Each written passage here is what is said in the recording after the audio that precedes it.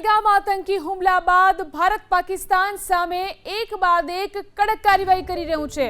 મોદી સરકારે રાષ્ટ્રીય સુરક્ષા અને આર્થિક રણનીતિને ધ્યાનમાં રાખી પાકિસ્તાનથી આવતા માલ સામાન ઉપર પ્રતિબંધ લગાવી દીધો છે। પાકિસ્તાનથી આવતી ચીજ વસ્તુ ઉપર પ્રતિબંધનો નિર્ણય તાત્કાલિક અસરથી લાગુ કરવામાં આવ્યો છે।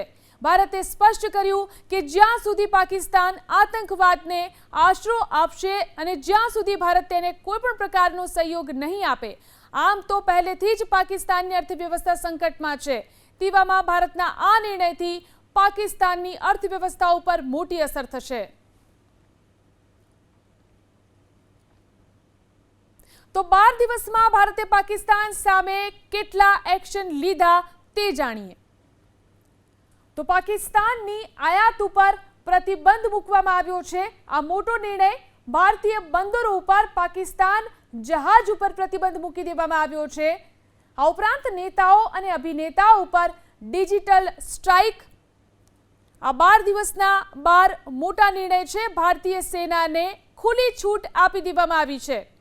આ પણ એક મહત્વનો નિર્ણય। આ ઉપરાંત પાકિસ્તાની વિમાનો માટે એર સ્પેસ બંધ કરી દેવામાં આવી।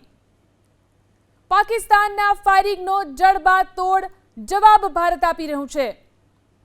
સિંધુ જળ સંધિ ઉપર રોક લગાવી દેવામાં આવી। આ પણ મોટો નિર્ણય।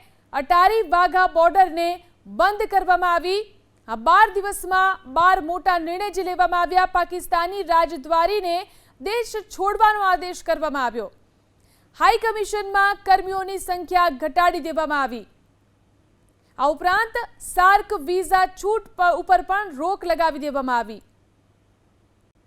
અને પ્રોપેગેન્ડાવાળા યુટ્યુબ ચેનલને બંધ કરવામાં આવી। તો આ 12 દિવસના 12 મહત્વના નિર્ણય કે જે પાકિસ્તાન સામે ભારતે લીધા।